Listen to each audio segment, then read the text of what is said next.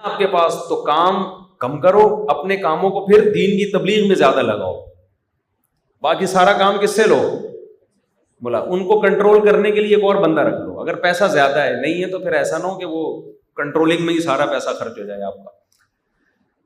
تو میرا اپنا اصول یہی ہے، میرا جو اپنا لائف اسٹائل ہے نا وہ یہی ہے کہ اپنے آپ کو زیادہ سے زیادہ فارغ کرو، جو کام دوسرے سے لے سکتے ہو وہ خود بولو نہیں کرو۔ میں جامعۃ الرشید میں تقریباً 22-23 سال ہو گئے فتوے کا کام بھی کر رہا ہوں نا، مسائل آتے ہیں وہ لکھتا ہوں، میں مسائل آتے ہیں، یہ میں اپنے شو مارنے کے لیے نہیں بتا رہا آپ کو، میں آپ کو موٹیویشن کے لیے کہ یہ زندگی کا اصول بنا لو۔ فتویٰ لکھتا ہوں میں، جو مسائل آتے ہیں پھر سینئر مفتیان کرام اس کو دیکھتے ہیں۔ تو اب میں کیا کرتا ہوں کہ بھائی میں فتویٰ لکھ رہا ہوں، کمپوز کر رہا ہوں، ٹھیک ہے نا، پھر اس پہ حدیث تلاش کرنی ہے، وہ لگانی ہے، پھر اس قرآن کی آیت تو دلائل لکھتے ہیں، پھر فقہ کی عبارتیں، ایسے پورا فتویٰ ہوتا ہے کمپلیٹ۔ تو اب میں کیا کرتا ہوں کہ یار یہ میں بیٹھ کے گھنٹہ کیوں لکھوں، یہ کام تو کوئی بھی کر سکتا ہے نا، کمپوزر سے کرواؤ یہ کام، ٹھیک ہے نا، یہ کام کس سے کرواؤ؟ تو میرا اب ٹائم کم خرچ ہو رہا ہے، آؤٹ پٹ زیادہ ہے۔ تو آپ کے اگر کچھ بھی مالی حیثیت آپ کی اللہ نے اس میں کچھ برکت دی ہے تو اس پیسوں کو سب سے زیادہ ٹائم بچانے میں استعمال کرو، پھر بچا کے اس ٹائم کو اس کام میں لگاؤ جو دوسرے نہیں کر سکتے۔ یہ کام تو کمپوزر بھی کر لے گا نا۔ ارے حضرت مولانا شبیر احمد عثمانی رحمۃ اللہ علیہ فرماتے تھے ایک عالم دین اگر سبیل لگا کے بیٹھ جائے لوگوں کو پانی پلانے کے لیے کہ پیاسوں کو میں کیا پلاؤں گا؟ پانی، تو وہ گنہگار ہوگا۔ وجہ اس کی ہے کہ یہ کام کوئی بھی کر سکتا ہے، تمہیں جو اللہ نے علم دیا ہے اس علم کو علمی صلاحیتوں میں لگاؤ۔ اس کام کے لیے آپ کسی اور کو بٹھا دو کہ بھائی مٹکوں سے پانی پلائے کرے لوگوں کو، یا لوگوں کو ترغیب دو۔ اگر پیسے دے کے نہیں بٹھا سکتے تو ترغیب دے کے بٹھا دو نا، ثواب تو ہے نا اس میں۔ آپ کیا کرو، آپ جو کام دیکھو، ایک ڈاکٹر کے حق میں لوگوں کو یہ بات سمجھ میں آتی ہے، عالم کے حق میں سمجھ میں نہیں آتی۔ ایک ڈاکٹر کلینک بند کر کے اے او کلینک کا کوئی ہڈیوں کا اسپیشلسٹ ہو جس کا کام ہے ہڈی جوڑنا، اس سے بڑا ایکسپرٹ کوئی نہیں ہو، وہ کیا کرے؟ سبیلے لگا کے بیٹھ جائے، لوگ کہیں گے بھائی وہاں ہڈی ٹوٹے ہوئے لوگ پڑے ہوئے، بھائی یہ تو ان کو جا کے جوڑ دے، یہ پانی میں پلا دوں گا۔ کیونکہ میں جب بھی یہ بیان کرتا ہوں نا کہ عالم کا کام نہیں ہے سبیلوں سے پانی پلانا، تو لوگ کہتے ہیں ہاں دیکھو یہ مولوی لوگ خود گھنے بنے ہوئے ہیں، دوسروں کو کہتے ہیں پانی پلاؤ۔ بھائی آپ کے پاس علم ہے تو آپ اس سے اونچا کام کرو نا۔ تو اسی طرح کاروباری لوگوں کو بھی میں کہتا ہوں تمہارے پاس اگر کوئی قابلیت ہے تو تم جو کام ملازمین سے لے سکتے ہو وہ خود کیوں پان کی دکان میں بیٹھے ہوئے ہو؟ سمجھ رہے ہو؟ لیکن کنجوسی، پیسہ کہیں بھی خرچ نہ ہو، یہ کنجوسی ہے۔ اس پیسہ خرچ کرنے کا فائدہ ہوتا ہے درجنوں لوگوں کو آپ کی وجہ سے ملازمت مل جاتی ہے، ان کا بھی بیچاروں کا پیٹ بھرتا ہے۔ میں ایک بڑے جنرل اسٹور گیا شاپنگ کے لیے فرسٹ ٹائم 4-5 سال پہلے، 3 گھر تھے نا، تو کسی نے کہا کہ آپ جو محلے کی راشن سے دکان لیتے ہو، دکان سے راشن لیتے ہو، تو آپ جاؤ بڑے اسٹور پہ ہول سیل کے حساب سے ملے گا، آپ کی اتنی بچت ہوگی اور پورے مہینے کا راشن آ جائے گا ایک ہی دفعہ، بچت بھی دبا کے ہوگی۔ سمجھ رہے ہیں؟ میں چلا گیا، میں نے کہا چلو یار، لوگ ساری دنیا ہی مجھے پاگل کہہ رہی ہے کہ مفتی صاحب 3 گھروں کا راشن ایک چھوٹی سی دکان سے آ رہا ہے تو اس کی ریٹ بھی زیادہ ہے اور ٹینشن بھی زیادہ ہے، تو کیوں نہ آپ پیسہ بچاؤ بھائی، کیا خیال ہے؟ بڑے اسٹور سے لو۔ آپ دیکھا ہوگا بڑے بڑے اسٹوروں پہ کتنا رش ہوتا ہے، ہم بھی نکل لیے 2 تاریخ یا 3 تاریخ کو، ایک دوست کو لیا، ہم نے کہا چلو بھائی، اب ہم وہ ٹرالی لے کے گھوم رہے ہیں، اور بھائی یہ والا شیمپو کہاں ہے؟ وہ ادھر رکھا ہوا ہے، وہاں جا رہے ہیں شیمپو لینے کے لیے، یوں کر کے دیکھ رہے ہیں کون سا والا شیمپو گھر والوں نے لکھا ہوا ہے، چل بھائی یہ شیمپو بھی ہے، وہ بندے سے پوچھنا پڑتا ہے نا، پہلے تو بندہ ہی کون ہے پہلے تو وہ تلاش کرو، کس سے پوچھیں؟ تو وہ وہاں رکھا ہوا ہے، ادھر جا کے وہاں سے ادھر جا کے 1.5 گھنٹہ ہمارا برباد ہو گیا۔ پھر ہم عجیب سے نا 1.5-2 گھنٹے تو گئے تیل لینے، اس کے بعد ہم نکلے, وہ گرم مسالہ وہاں سے لینا ہے, تو چٹنی مسالہ وہاں سے لینا ہے, تو زیرہ وہاں سے لینا ہے, تو فلانا. بھائی وہ پاگل ہو کے میں نکلا نا وہاں سے. اس کے بعد میں نے اس بندے کے ذمے لگایا کہ یار کیلکولیشن کر بچت کتنی ہوئی ہے, 3 گھروں کا سودا لیا ہے, تو ذرا کیلکولیشن کر کے, کیلکولیشن اور کیلکولیٹر کو پتہ ہی ہوگا, ذرا بتا یار. تو پتہ نہیں کتنی بچت ہوئی تھی, 1000 روپے کی, 1500 کی, 2000 کی. میں نے کہا یار یہ بیچارہ غریب جو دکان کھول کے بیٹھا ہوا ہے, چھوٹا سا کھوکھا, یہ اس کا حق نہیں ہے کہ 1000 اس کو دے دو؟ کیا خیال ہے؟ نہیں ہے یہ بات میرا خیال ہے. میں نے کہا یہ اس بیچارہ یہ کہ پاگل ہے یہ کہ چوری کرے گا, یہ ڈاکے ڈالے گا.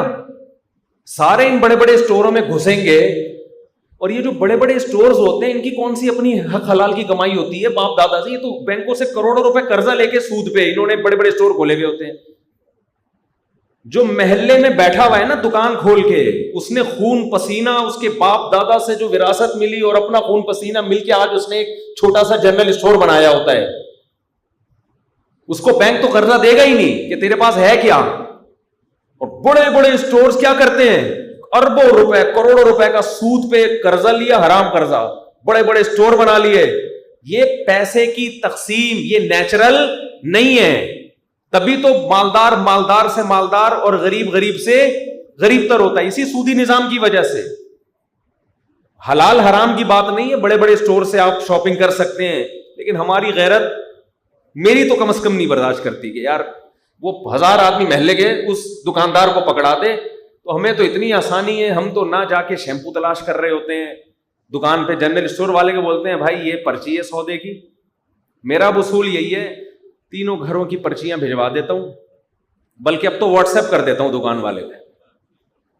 وہ تمیز سے خود ہی ٹینشن لیتا ہے, سمجھ رہے ہیں نا, خود ایک ایک چیز تلاش کرے گا اور گھر پہنچا دے گا راشن. چل بھائی, تو اس میں اگر آپ کے 1000 1500 زیادہ چلے گئے تو کون سی قیام, پیسہ 1000 روپے میں آپ کے 2 گھنٹے اگر بچ گئے تو ٹائم بھی تو ایک قیمتی چیز ہے.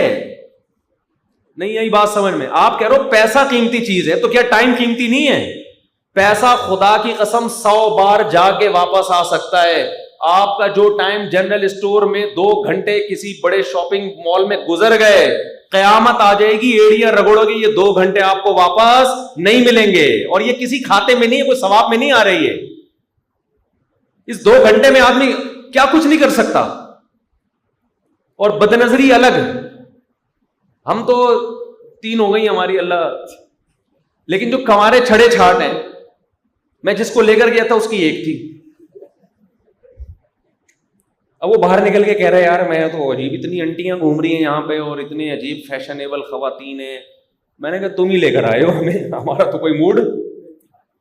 اور ٹینشن میں وہ بیچارہ دیندار تھا, تو دیندار ہی کو ٹینشن ہوتی ہے نا, دنیا دار آدمی کو کیا ٹینشن ہو گا. وہ چلو کہہ رہا 2000 میں کوئی اتنا گھٹیا سو, اگر 2000 بھی بچ گئے, 2000 بھی بچ گئے اور ناشتہ بھی ہو گیا تو اس کے تو مزے ہیں. اور بہت سے لوگ جاتے ہی اس چکر میں ہیں انٹیاں دیکھنے کے لیے.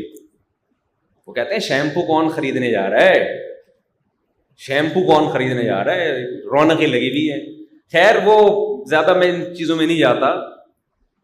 تو بدنظری کا گناہ الگ ہو رہا ہے. حدیث میں آتا ہے بدترین جگہیں بازار ہیں اور بہترین جگہیں مسجدیں ہیں. بازار میں جا کے انسان کی روحانی کیفیت ختم ہوتی ہے, سکون برباد ہوتا ہے, دنیا کی محبت پیدا ہوتی ہے. بازار جائیں ضرورت کے لیے, اس سے انسان کی روحانی کیفیت ختم ہوتی ہے, دنیا کی محبت پیدا ہوتی ہے. جب آپ مارکیٹوں میں جاؤ گے آپ دیکھو کہ دولت پیسہ اور لوگ خرید, جو مالدار لوگ ہیں وہ کیا کیا خرید, غریب آدمی تو وہاں کہے کہ یار میری بیگم نے مسور کی دال لکھی ہوئی ہے اور یہ دیکھو کیا کیا لے کے جا رہا ہے یہاں پہ. دنیا کی محبت. تبھی جب بڑے بڑے شاپنگ مالز میں جایا کرو تو واپسی پہ قبرستان کا چکر لگاتے ہوئے آیا کرو. تھوڑا سا وہاں سے ٹن مارا. یہ ہمارے یہاں تو اللہ کا شکر ہے جتنے بھی شاپنگ مال ہیں بیچ میں قبرستان سب کے پڑتے ہیں الحمدللہ. ادھر جاؤ ادھر قبرستان, ادھر جاؤ ادھر قبرستان.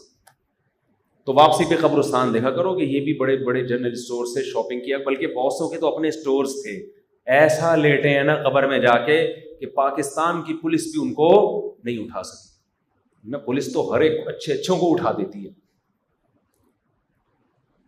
تو میں کوئی فتویٰ نہیں دے رہا کہ آپ جنرل اسٹور بڑے بڑے اسٹور سے شاپنگ کو حرام نہیں کہہ رہا، جائز ہے، کوئی گناہ نہیں ہے، اگر آپ 1000 روپے بچا لو مجھے کوئی تکلیف نہیں ہے، لیکن میں مشورہ یہ دے رہا ہوں کہ ٹائم بچانے کو زیادہ فوکس کرو.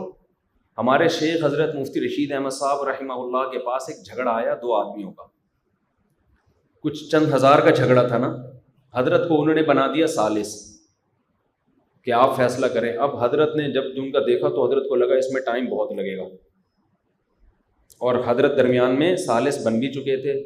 تو جس نے دعویٰ کیا تھا نا اس نے میرے اتنے 1000 دینے، حضرت نے کہا تو یہ مجھ سے لے لے، میری بھی جان چھوڑ دے اور اس کی بھی جان چھوڑ دے. سمجھ رہے؟ وہ حیران ہو رہا کہ میں اس سے لے رہا ہوں آپ دے رہا ہوں. نے کہا بھائی میری نظر میں جتنے پیسے کا تو مطالبہ کر رہا ہے نا، ٹائم کی ویلیو ان پیسوں سے زیادہ ہے. تو خاندانی لوگوں تو ایسے ہی ہوتے ہیں بھائی کہ ٹائم اور پیسوں میں سے وہ کس کو ترجیح دیتے ہیں؟ وہ ٹائم کو. ہاں اتنا پیسہ لگ رہا ہے ٹائم کہ آپ کو پھر بعد میں سارا ٹائم پیسہ کمانے میں لگ رہا ہے، وہ تو اتنا نہیں ہو جتنا افورڈ کر سکتا ہے آپ. میرا خیال ہے 1000-2000 روپے میں اگر آپ کے 2 گھنٹے بچ رہے ہیں گھر کی شاپنگ میں، تو ایک نارمل، تو بہت غریب ہے بیچارہ وہ تو چلو ٹھیک ہے اس کے لیے تو مجبوری ہے. نارمل آدمی جو متوسط گھرانے کے لوگ ہیں، 2 وجہ سے 2 چیزیں سوچا کریں. ٹائم کو زیادہ فوکس کریں کہ یار پیسہ چلا جائے کوئی مسئلہ نہیں. نمبر 2 اس غریب کو فوکس کریں جو آپ کے محلے میں ایک دکان کھول کے بیٹھا ہوا ہے. صحیح ہے نا؟ اس کا بھی حق ہے کہ اپنے بیوی بچوں کو پالے. اس نے بینکوں سے قرضے لے کے دکان نہیں کھولی ہے، اس کے ابا کی وراثت میں اس کو ایک دکان ملی تھی بیچارے کو، ٹھیک ہے نا، پھر محنت کر کے اس نے بڑھایا اس کو. تو وہ اس کا جو دولت کی تقسیم ہے وہ